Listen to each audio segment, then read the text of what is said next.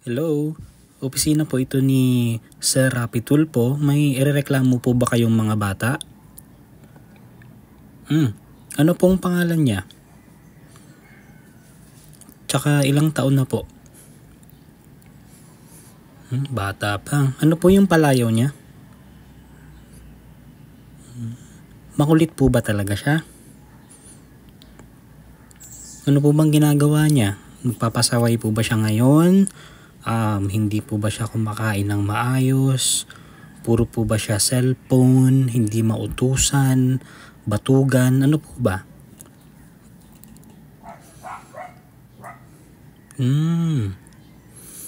Ano pa po? Naku, ang dami pala. Pasaway pala talaga. Sige, kukunin ko po yung information nyo. Isusumbong ko po siya kay Sir Rapi Tulfo para po siya ay papapuntahin namin dito. Kakausapin siya. Ipapalabas po natin siya sa TV. Tapos po, syempre, maghahanap tayo ng tulong sa mga pulis, sa DSWD, tsaka kung sino man yung pwedeng makatulong para maging mabuting bata na siya at hindi na siya maging ganyan. Tama po. Kasi hindi po yan nakakatulong.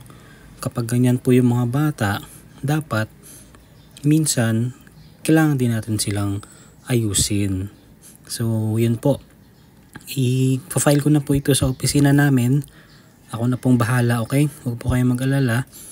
Diyan lang po siya, kahit makulit siya. Kami na pong bahala dyan. So, tatawag na lang po ulit ako mamaya para sa iba pang details. Kukunin ko na lang po itong number na ginamit mo ngayon. Sige po.